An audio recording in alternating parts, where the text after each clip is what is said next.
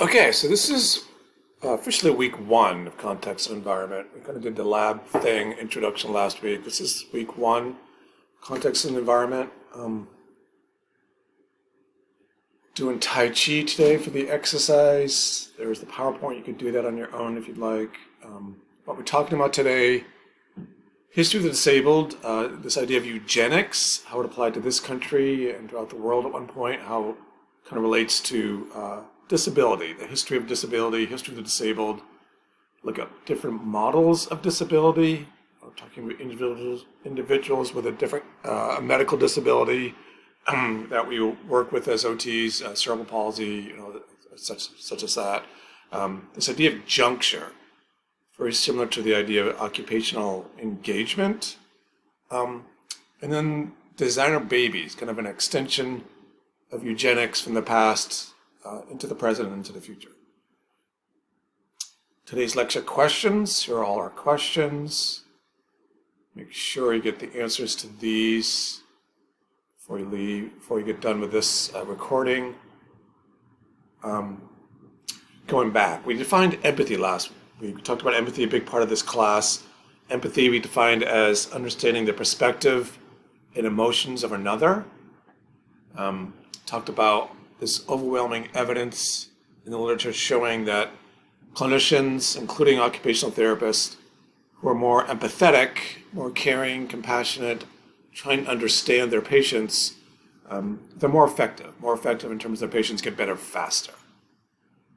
We talked about expert occupational therapists seeing their patient as this unfolding story of three different kind of worlds. I gave the example of the painting, and of myself. If you look at the painting, this girl, she had her world before she was sick, out playing, doing everything a little girl would do. Her middle story, her present story, she's very sick, struggling. And then her future story, the rehab story, really where the OT comes in. You can get back. We can do these exercises. We can do rehab, different occupations, getting you back to doing the things that you love to do. Those are kinds of the three stories. Talked about the real assessment.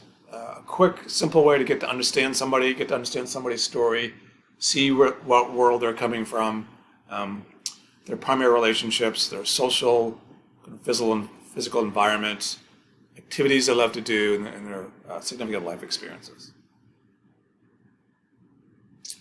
Defining context and environment. This is what this class is about, kind of as a whole. It's kind of complex, a lot of different things in this as you get into this class, as most you'll see today. The environment refers to external, physical, and social aspects that surround the clients. Social and physical, social, poverty, cultural kind of stuff. Not so much culture, that's more context. Some more poverty, socioeconomic status, where you grew up in a rural area, city area, middle class, lower class, your generation. Context are more cultural, personal, temporal kind of aspects of engagement occupation. We're really getting into all of this when we're getting into the stories and the perspectives of our different people and the stories that you're reading, the TED Talks you're watching, and the novel that you're reading, the book that you're reading. Okay, so what we're going to now is going to talk about kind of the history of the disabled, how they've been treated through time. Why are we doing this? Again, as OTs, we really need to understand where our clients are coming from, how they feel like they've been treated over time, and how that treatment over time really kind of influences how they're treated today, how they're looked at today. I think it's very good to be cognizant of that. Again, our job as OTs is to see the world as they see it. Not so much how we see it, but how they see it, how they feel they've been treated over time. You may disagree with this, for some parts you definitely will disagree with, but it's really how they perceive they've been treated, and they feel like that's really influenced how a lot of them feel like how they're influenced, how they're treated today. When I say they, I hate to use the word they, everybody's an individual, everybody with or without a disability has different viewpoints and that sort of thing. But I think this will give you a good context, good kind of broader perspective of where they're disabled, how they've been treated over time. This guy is like an amazing painter. I can't remember his name. He does a lot of artwork. did this whole painting. Um, Four kind of stages we're going to be looking at. We're going to go way back to the Middle Ages, and we're going to kind of move forward into the 1800s to 1920s. And then we're going to look at this eugenics thing really in depth, and then we're going to look at more kind of modern times. See how the disabled are treated. Middle Ages is more a religious focus in terms of how they treated and thought of the disabled. Right up into the 1920s, more of disabled were treated as more as defective, subhuman. And then the 20s and 40s, especially in this country, and then from this country to Nazi Germany, the whole eugenics movement and exterminating, and this idea of exterminating or eliminating the disabled. And then how we see things today, which is kind of influenced by the past, but definitely moving forward and looking at things in a more kind of enlightened way in terms of disability. Middle Ages, this is where it was very, very dark period in time, as you know, a lot of fear. People didn't really understand things, why things happened. They blamed gods and devils and all that sort of stuff. And the disabled, people that were different, when I say disabled, we're talking physically disabled, mentally ill. So envision this town that's, just very spooked and superstitious, and you have somebody that's schizophrenic and they're talking to themselves all the time, and they're not taking care of themselves, and they look so different. Or you have somebody that was born with only one arm. Why was that? Or born with no hands, or they're blind, or they can't walk. They had contrived explanations by that, and mostly they thought they were possessed by the devil, especially if they're mentally ill. Supernatural, demonic forces were the cause of their disability. This gets into, we'll talk later about the moral kind of theory of disability, that they did something, or somebody did something to lead to this being born with no arm kind of thing. Some kind of spiritual falling caused by sinful acts. They did sinful things, or their ancestors did sinful things, and they're paying the price for that. And they were blamed for the unexplained, the social disorder. Everything's going great, and then there's a drought. What caused this drought? Our crops are all failing. We're starving to death. You think it was the weird guy who walks around talking to himself all the time. He's the cause of it. The devil's working through him. There's a hurricane, the bad storm, a plague. These things that terrified people because they didn't know what was causing them. They were looking for causes, and a lot of times they looked towards the mentally ill, towards the disabled as the cause. And it went so far as to brand them as witches. Some in this country, but a lot in Europe. Over 800,000 people were executed as witches. A lot of them, most of them, were different in some way. When I say different, I'm kind of in quotes. Mentally ill, physically disabled. They are the cause of our problems. They're a witch. They're, staining our society. We need to get rid of them. We get rid of them, we'll be good. It is very much a binary kind of thing. When I say binary, I mean two. There's us, and then there's them. Separate. We're the good, the normal, the spiritual. God favors us, and then there's them who look different, act different, are different. They're not like us. And in a lot of cases, they thought them as not fully human, kind of justified the torturing, the burning, all that sort of stuff. Just a kind of a quick side note on this. The Salem witch trials, I don't know if you've ever been down to Salem, Massachusetts and checked it out. It's kind of neat, but it really wasn't that long ago. There's a lot of connections to Maine, the Salem witch trials. And with them, we don't know the history of it. Children were having seizures. It's like epileptic seizures. And they brought it to the doctors. They're trying to explain why are these children having these seizures. Couldn't figure it out, so must be a witch. There's the devil in this community of Salem. And then they, hunted down the witches, and led to all these awful things. But this kind of thinking it was really strong back in the Middle Ages. Looking towards England, other examples of kind of keeping the disabled very separate from everybody. They had these English poor laws. So back in the day, in the Middle Ages in England, if you couldn't work, you couldn't find a job, or didn't have any money or farm or anything, you had these workhouses, and you could kind of work, they would give you food kind of thing. It was kind of like the last resort kind of thing.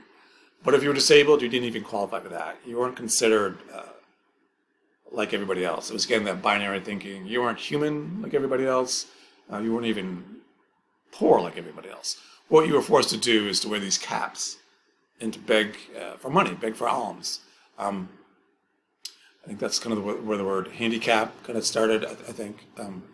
You're out there in the elements all day trying to begging, and you're kind of seen as separate.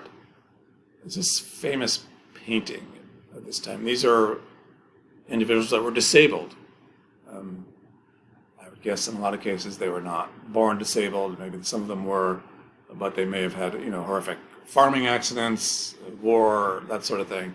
But this is what they had to do. They had to wear these funky hats and beg for money. That's how they survived. So just think about this picture. This painting is the form of prosthetics. There's some early adaptive devices. These guys with looks like below knee amputations. This guy, I don't know what his story is, but you can see the prosthetics here, how crude they were, and the canes, and just trying to get around, and perfect thing kind of stuff. Okay, so now we're moving into 1800s up through 1920.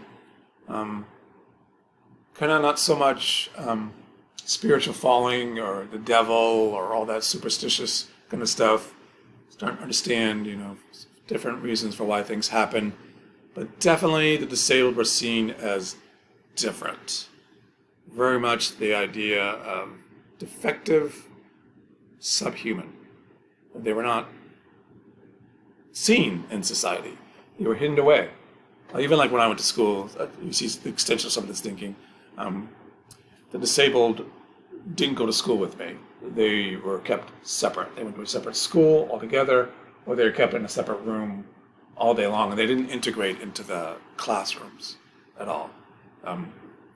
Back then, they were very much seen as freaks, a blight on society, segregated and hidden in institutions. Institutions were huge back then. The insane asylums really going up everywhere. Segregated schools. If somebody in your family was very different and odd, a lot of times they would just stick them in the attic. Treat them almost like an animal. You just give them some food. You're a stain in our family. We don't want anybody to see you, to know that you're part of us. Really usually excluded under really harsh conditions. The fairs were a big thing. The human freaks kind of thing. Examples of this. A great example of this, definitely check out this video. It's a good movie to watch, too. It's a movie, so it's dramatized, but it's definitely a good movie. The Elephant Man, he had elephantitis, had a hard life. He was a freak in a circus in a lot of cases. This idea of seeing the disabled as less than human, not a fully human being. He sort of looked like an elephant, so they contrived this myth that he was half elephant, half man, and all this awful stuff, and just persecuted his whole life. Kind of less than human, a life of suffering, object of fear and pity. Also seen, this is kind of a modern thing. We'll talk more about this. If you saw the TED Talk, you get into this. Either they're disabled and very, very different, or they're seen as a story of overcoming adversity, overcoming their difference to be like, quote unquote, everybody else. So they worked really, really hard, and now they can, walk again, or they've learned how to do everything with just one hand, which is good stuff. It's great OT stuff. But that is always just how we see the disabled, as overcoming adversity and different and freaks, and that subhuman really kind of limits our thinking. Around this time, too, as you probably know, the whole society shifted from the farms to factories. When you think of factories, you think of assembly lines. You think of this kind of a crude earlier version, the Victorian era in England, with all these factories, these textile factories and woolen factories started popping up. Assembly line, you have to do certain tasks, and they kind of built the assembly line for the typical man, typical size. A lot of things are for a typical average man. Your desk, your chairs, even today, they're fixed at the height of the average person. You go grocery shopping, and if you're below 5 feet, you're kind of in trouble. And if you're above, I would say, 6'6" or so, you're in trouble. Everything's built for the typical person, uniform person, standardization. And if you're very different, you have no legs, you have one arm, you're real small, you're real big, you don't fit. You can't work in these factories. And very much more and more it's moving towards a money kind of society. Your economic work, your economic worth as a worker versus non-working. Lumping disabled with the poor just as inferior or lazy, unable to work, all cases because they couldn't work. This idea was still preserved really strong today in our society. That you're legitimately good is, what makes you legitimately good is your capacity to earn. The more money you make, the more esteem, worth you have in society. So consequently, if you can't work because you're disabled, you're looked down upon, you're not of use, you're defective, you're, again, them versus us kind of thinking. Things started to shift a little bit with disabilities coming out of wars. A horrific war was the Civil War, that in terms of the percentage on the population that influenced by far the most horrific war we've ever been in. And there was this horrific number of amputations, legs and arms. That was the thing that they did to stem off infection. Very crude. A lot of burns, too. People lost their faces, horrific disfigurements from burns. I mean, there really was no treatment or any kind of plastic surgery. So you had these soldiers who did this, and the same thing out of World War I, who did this very valorous thing and volunteered, in the Civil War to fight to get rid of slavery and all this sort of thing, or in the World War I, and they paid the ultimate price. So it wasn't something that they did, it wasn't something that they were born with. It's something that happened as a result of their valor and their commitment to the cause or whatever. So it began to change up your side of view disabled from an act of God, less than human, to a victim, more of an object of pity kind of thing. And OT really kind of sprouted up, as you probably remember, around World War I, when all these thousands of disabled started coming home with all these different kinds of injuries, and we started treating them, helping them kind of get back into society. Also, as we kind of move into 1920s, 1940s, a key time around disabled, the bell curve, statistics really started to take off. And so they started using statistics not just to analyze farm crops or animals or other trends, but they started to apply it to human beings, to compare the traits of human beings. We still do this a lot with intelligence tests, IQ tests, SAT tests. Where are you on that curve? We do a lot of the tests we do as OTs, Peabody test. Where is the norm, the quote-unquote norm, the average person? Where is somebody that's sub, they're not there, or somebody that's above that? So it kind of categorizes people as normal and abnormal. Very useful stuff, especially as an OT when we're trying to get, see whether a child is, whether they're, developing the way we want them to develop. But also very dangerous stuff. Again, you're categorizing people as more worth versus less worth, or more whatever. Intelligence, height, strength, those sorts of things. The elite versus the quote-unquote unfortunate. If you're considered unfortunate, again, you're considered less than everybody else. Quetelet was the one who really did this, applied this scientific statistics to human beings, described human beings through numbers, comparisons of appearance, intelligence, turned normal and abnormal into scientific categories. This is Quetelet saying God's aim was on target with the physically perfect, the elite, slightly off with the physically quote-unquote defective, the unfortunate. He's going back to that God stuff, back to the Middle Ages, still there, in 1920s, 1940s, not that long ago, less than 100 years ago. God was right on target with you. You've got those blue eyes, you're tall, you're intelligent, you're amazing. God was a little off with that guy over there that's a midget and has problems with his hips and all that sort of stuff. Really puts the whammy on people that are not up to stuff. The normal, exceptional, gifted, strength, intelligence, beauty. Abnormal, less different. Physically, mentally disabled or below the norm. Mentally ill, elderly, poor.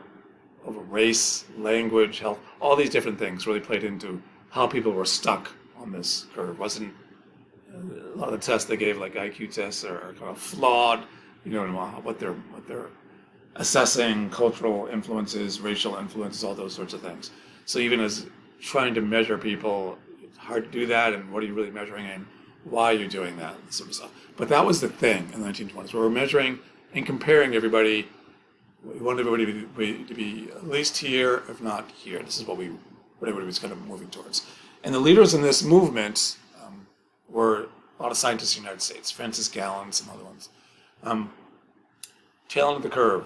These are the people that we work with. Again, need to understand, advocate for.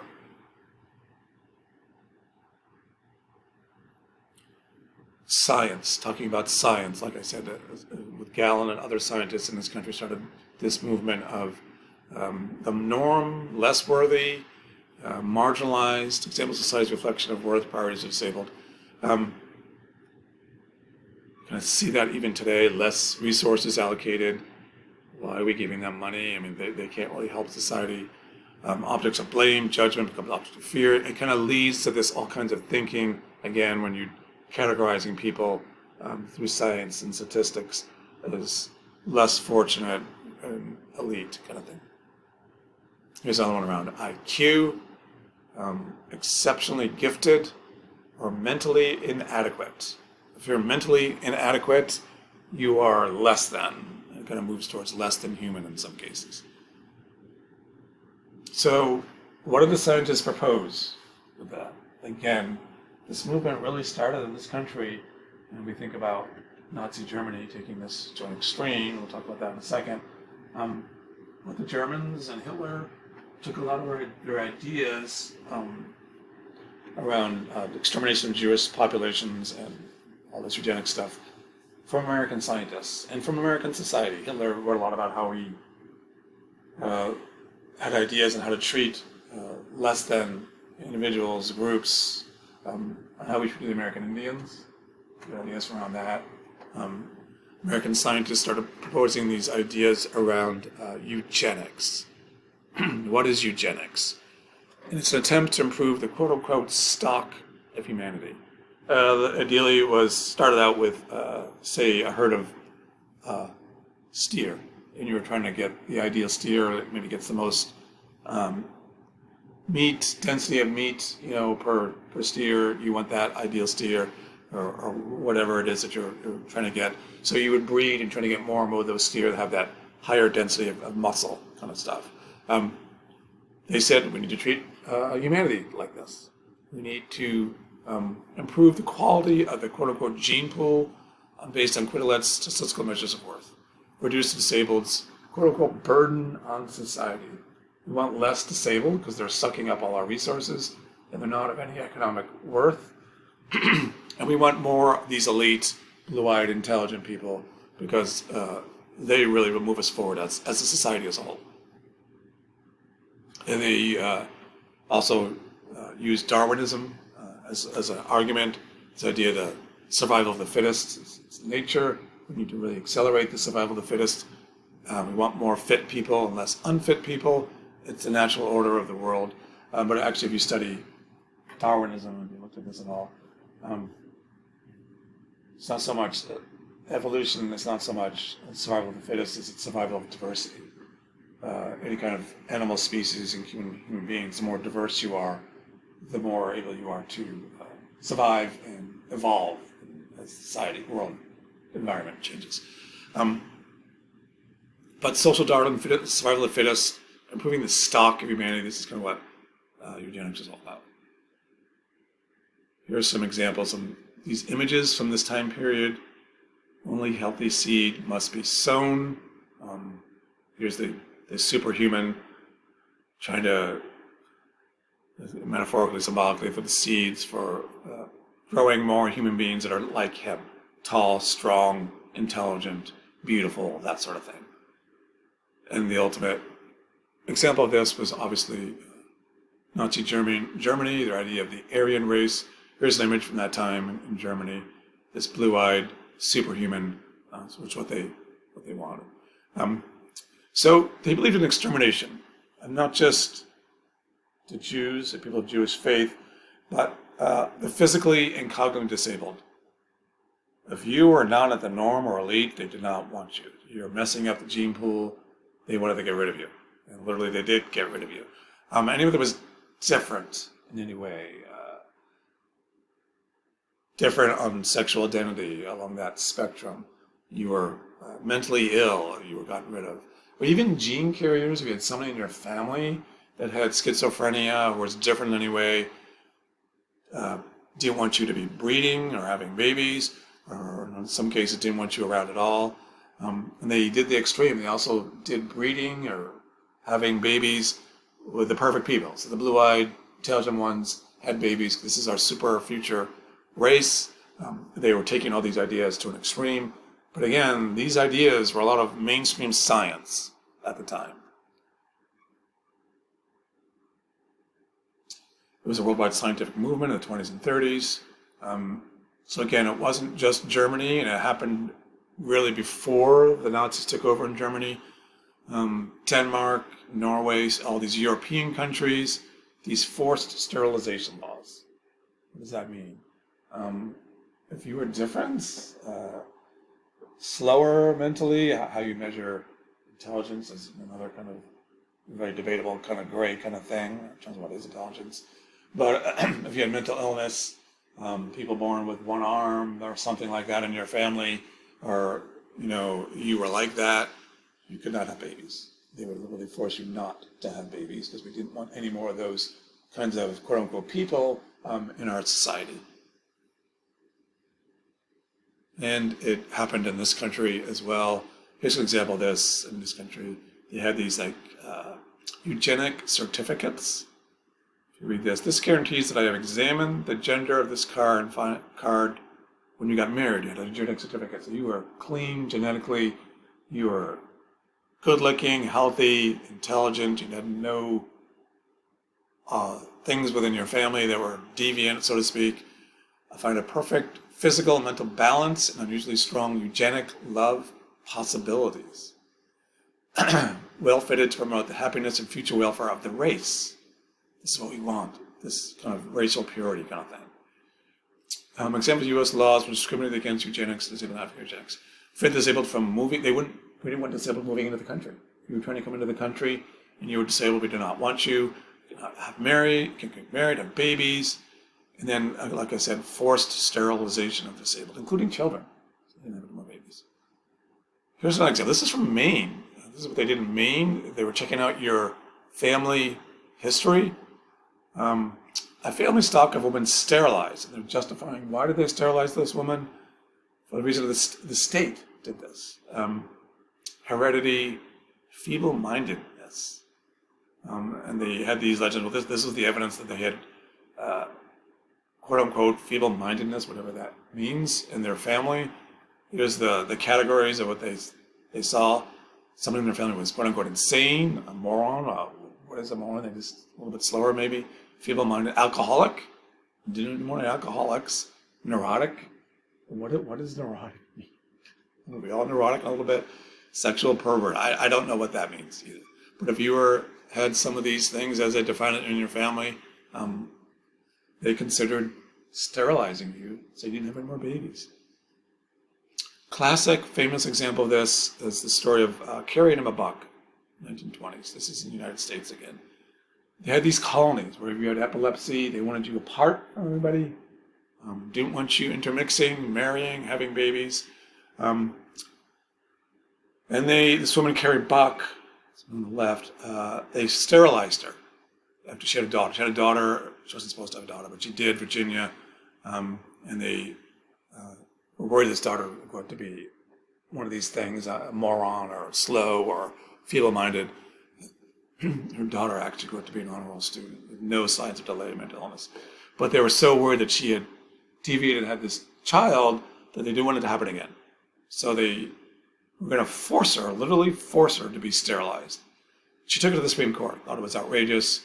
This is what the Supreme Court said in 1927, that Carrie Buck is the probable potential parent,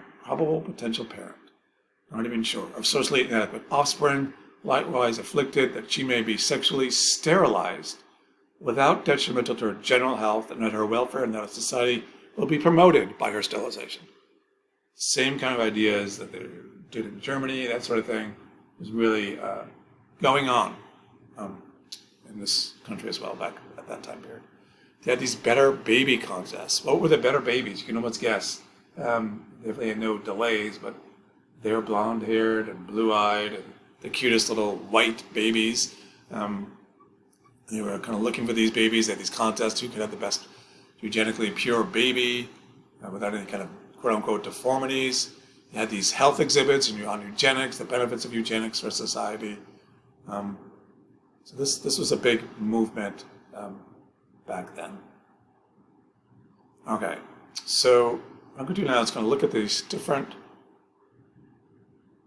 views of disability. And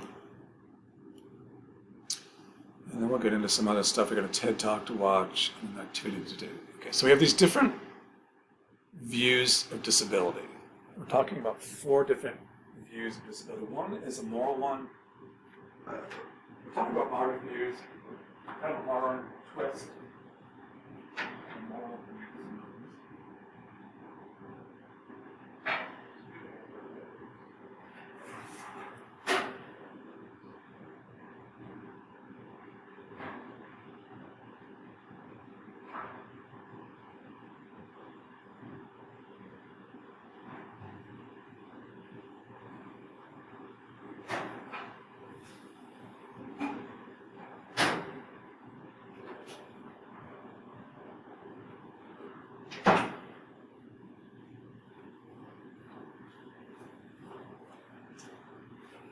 Sorry about that. Lost the way. Okay, I'm back. So we're talking about the moral view of disability, medical view, social, and then juncture theory. 4 different views of disability. The moral view is kind of a modern interpretation of what was going on back in the Middle Ages. So they saw disabled as kind of an act of God, the result of witchcraft, God, result of parent actions. If it's congenital, if you didn't cause it, then your parents did something to cause it. That was that Middle Ages view. How is that prevalent today? Some people still kind of believe that today, that you did something awful, some kind of sin, or your parents did something sin, that's why you were born, with no fingers, in that gentleman's case. But also today, there's this belief, not to say there isn't some legitimacy or is some legitimacy to it, but that a lot of disabilities are a result of your actions. You were drunk and you got into that car accident. That's why you can't use your legs. You were careless on the job, weren't paying attention. That's why you got your hand caught and lost your hand in that chipper in the paper mill. It's a result of your actions. It's not society's problem. It's your problem. You did something stupid, that's why you ended up with this awful accident, kind of thing. And then the other belief, which isn't really too prevalent today that it was, some kind of sinful act that led to this. This is the moral thing. It's you are morally responsible for your disability. You did something, or your parents did something to cause this disability. It's not a society kind of problem. And then we have the medical model of disability. This is kind of how we view it, and how the view that you've kind of been given as a healthcare worker, especially in this country. Again, not to say there isn't legitimacy. There is legitimacy to this. Just trying to show you this view as objective as I can. So this medical model of disability kind of views the human body as like a machine, like an objective machine made up of universal parts. The cadaver is a classic example of that. Our view of human beings and illness and all that was very religious focused, God focused. And then when they started doing cadavers, it was a huge deal. They started doing dissections. They saw the uniformity of the parts. It's like, oh wow, everybody has these certain kinds of muscles in their hand, in their chest. They all have certain organs, and it's really a case of if your hand is not working, there's something defective in how it's working. We need to make it like everybody else's. We need to repair those tendons so you can extend and flex or rest, whatever the deal may be. There's a uniformity in all these human bodies. Just the defective ones we need to kind of fix and bring back to the norm. An individual is quote unquote defective. The parts are not the same. Disabled is seen as diseased and ill. You're again separate. You're binary. There's everybody else. There's the healthy people. And then there's this quote unquote sick people. And our job as healthcare workers is to cure the sick, sort of like everybody else. But until they get cured, there's something wrong with them. They're not like everybody else. Their life isn't as full as everybody else. They can't have a full life if they are defective. So you think, okay, so if you're in a wheelchair, you can't have a full life, even though we can't really fix that. It kind of leads to that sort of thinking. Medical problem. It's an embodied problem in need of a quote-unquote cure. There's something wrong with you. If you're disabled, we need to cure you so you're okay. You're not okay as you are. Disabled are not seen as a flourishing of a necessary biological diversity, which gets into that Darwinism kind of thing where the more diverse the race is, the better. But as a defect, in need of remediation, quote-unquote cure, through medicine. That's what medicine is. It cures the disabled to restore what society considers statistically normal. You do a Peabody, your child is below the norm. You do interventions, quote unquote, your medicine, to bring them back to the norm. Again, not saying this is a bad thing or a good thing. This is kind of the thinking, kind of the black and white thinking of the medical model. A problem in need of a cure. The disabled push back against that. Why? They think the medical model often makes the world a hospital where the disabled are obliged to be perpetual patients and the non-disabled have the right to play doctor. You need to keep having those surgeries to fix your legs so it can get you walking again, even though you never really walk like everybody else. You're not okay as you are. We need to fix you. Individual defects lodged in the person, a defect that must be cured or eliminated if the person is to achieve full capacity as a human being. You can't be a fully human if you're defective. We have to fix you and bring you in with everybody else. All right, so is this still going on kind of today? This idea of designer babies, CRISPR technology, all that sort of stuff. I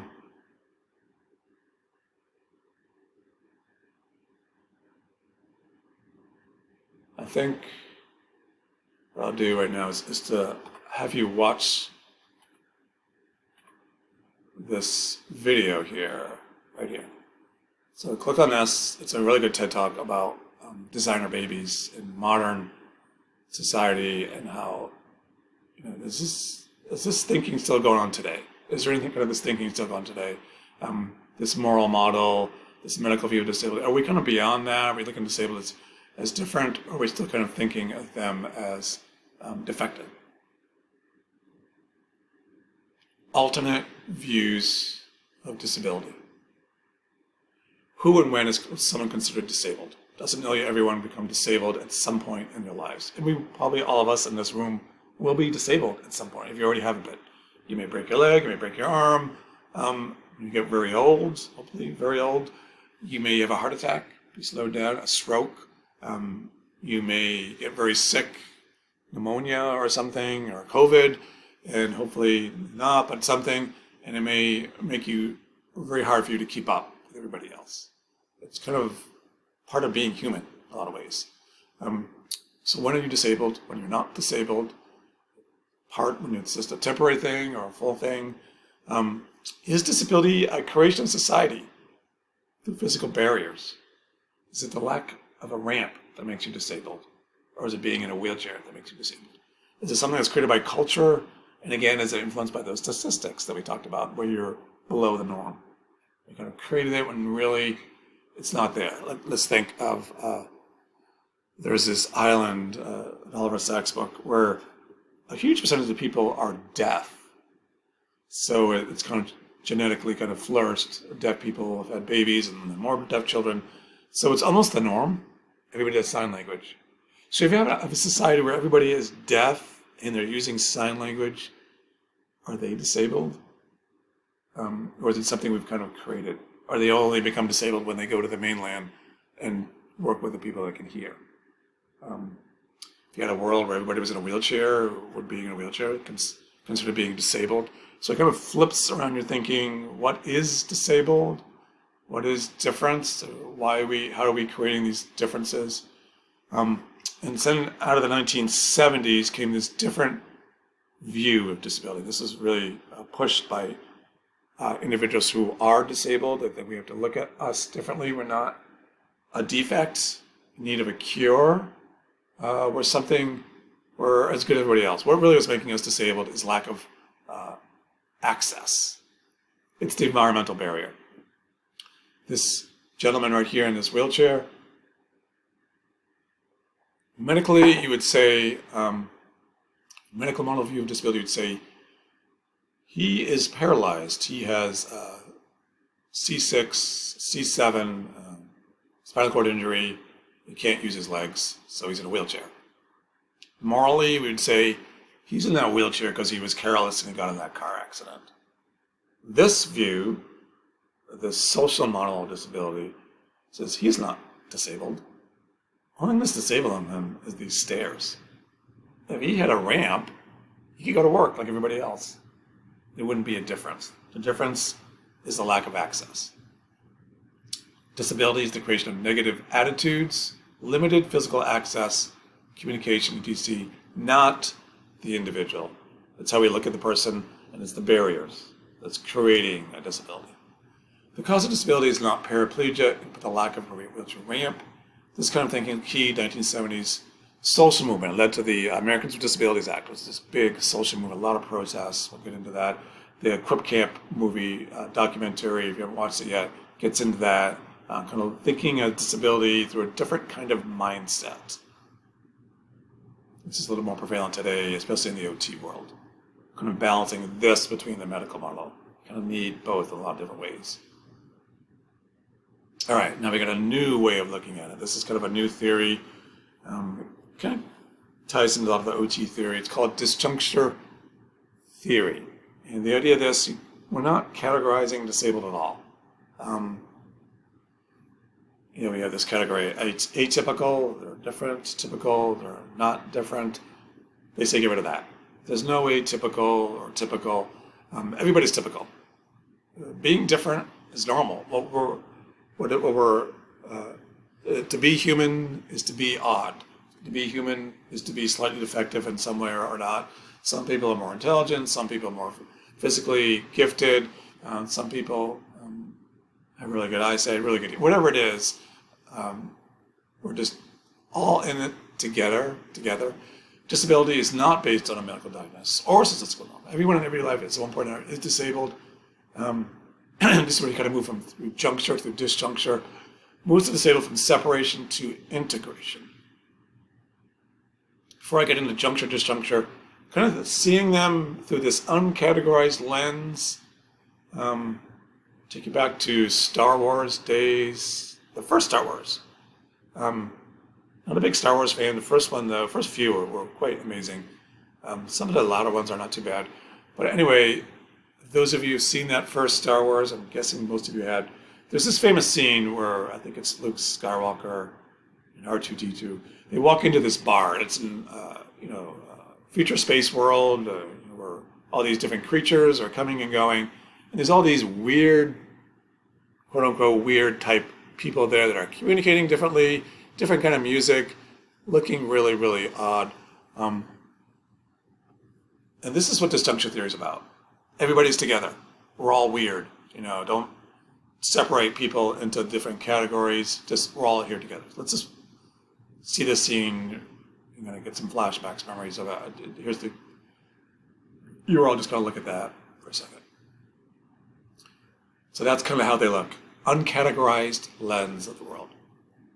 Now we have disjuncture and juncture within juncture theory. Not all the disabled are in disjuncture and all the able bodies are in juncture. So everybody, disabled or not, goes through phases of quote-unquote disjuncture when you're kind of not fitting with society. For example, you're not very good at algebra, let's say. You hate math.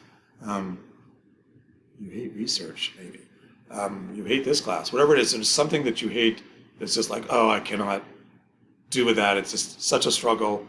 For me, it's like technology. The phone, all that sort of stuff. I really struggle with it because it's just so new and foreign to me.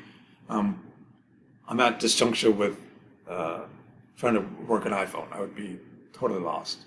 I'm at disjuncture.